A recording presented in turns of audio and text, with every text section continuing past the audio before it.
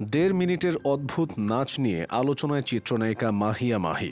ভিডিওটি নিয়ে ইতিমধ্যেই শুরু হয়েছে তুমুল আলোচনা সমালোচনা। মাহিকে নিয়ে নেতিবাচক মন্তব্যে সয়লাব সোশ্যাল মিডিয়া। নাচের ভিডিওতে দেখা গেছে মাহিয়া মাহি শরীরচর্চার মতো কসরত করছেন নাচের মুদ্রায়, কখনো আবার নিজেকে আবেদনময়ী রূপে উপস্থাপন করছেন। তবে ভিডিওতে তার এমন অঙ্গভঙ্গি পছন্দ করেছে অনেকেই, আবার কারো কাছে হাসির খোরাক হয়েছেন এই চিত্রনায়িকা। মাহিয়া মাহি বাংলাদেশ ফিল্ম ইন্ডাস্ট্রির সর্বোচ্চ পারিশ্রমিকপ্রাপ্ত অভিনেত্রীদের মধ্যে একজন। মাহিয়া মাহি 1993 সালের 27 অক্টোবর চাঁপাইনবাবগঞ্জ জেলায় একটি মুসলিম পরিবারে জন্মগ্রহণ করেন। তিনি ফিল্ম ইন্ডাস্ট্রিতে মাহিয়া মাহি নামে পরিচিত হলেও তার আসল নাম শারমিন আক্তার নিপা। প্রথম দিকে মাহির অভিনেত্রী হওয়ার কোনো লক্ষ্য ছিল না। পরবর্তীতে মাহি তার অভিনয় দক্ষতা দিয়ে অল্প সময়ের মধ্যেই ব্যাপক জনপ্রিয়তা অর্জন করেন। মাহিয়া মাহি ঢাকার উত্তরা হাই স্কুলে পড়াশোনা করেছেন। এরপর ঢাকা সিটি কলেজ থেকে এইচএসসি পাশ করেন। তিনি Shanto Mariam university of creative technology থেকে ফ্যাশন ডিজাইনিং বিষয়ে স্নাতক পাশ করেন। মাহিয়া মাহি 2012 সালে জাজ মাল্টিমিডিয়া প্রযোজিত ভালোবাসার রং চলচ্চিত্রের মাধ্যমে অভিনয় জীবন শুরু করেন। তিনি তার প্রথম এবং দ্বিতীয় দুটি সিনেমাতেই বাপ্পি চৌধুরীর বিপরীতে অভিনয় করেন। এরপর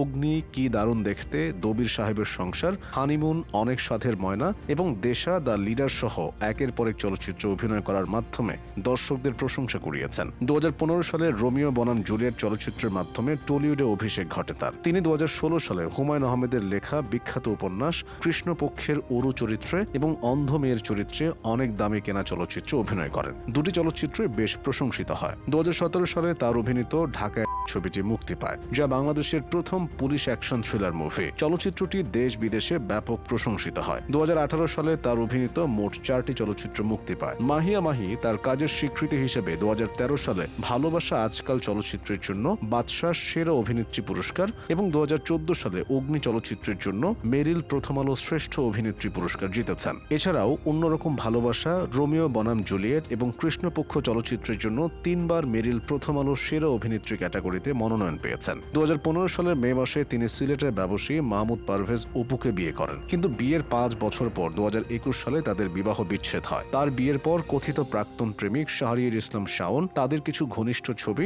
সামাজিক যোগাযোগ মাধ্যমে আপলোড করেন এবং তিনি দাবি করেন মাহি তাকে 2015 সালের মেতে বিয়ে করেছিলেন। এইসব অভিযোগ মাহি প্রত্যাখ্যান করেন এবং তিনি আইসিটি আইনে শাওনের বিরুদ্ধে করেন। পরে আপোষে একটি চুক্তিতে স্বাক্ষরের মাধ্যমে তা মীমাংসা হয়। 2021 সালের 13 সেপ্টেম্বর তিনি গাজীপুরের ব্যবসায়ী এবং রাজনীতিবিদ রাকিব সরকারের সাথে বিবাহ বন্ধনে আবদ্ধ হন। এই মেধাবী অভিনেত্রী সামাজিক যোগাযোগ মাধ্যমেও বেশ আলোচিত।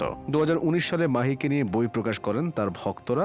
বইটির নাম মাহি দ্য প্রিন্সেস। অভিনয়ের পাশাপাশি মাহি অনলাইনে ব্যবসাও করেন। অন্তঃসত্ত্বা অবস্থায় তার খবর দেশ জুড়ে আলোচিত ছিল। অল্প সময়ের ক্যারিয়ারে মাহির অর্জন অনেক। পর্দার অভিনেত্রী থেকে তিনি রাজনীতির মাঠের নেত্রী হয়ে ওঠার চেষ্টা করে ব্যর্থ হন। এরপর স্বামী রাকিবের সাথে বিবাহ বিচ্ছেদ হয়। 2024 সালের শুরু থেকেই মাহির জীবনে একের পর এক পালাবদল এসেছে। নির্বাচনে হার, ব্যক্তি জীবনের বিবাহ বিচ্ছেদ, সবকিছুকে পাশ কাটিয়ে নতুনভাবে ঘুরে দাঁড়াচ্ছেন তিনি। কিন্তু ঘুরে দাঁড়াতে গিয়ে এভাবে 1.5 মিনিটের নাচের ভিডিওর জন্য যে সমালোচনার মুখে পড়বেন তা কে জানত।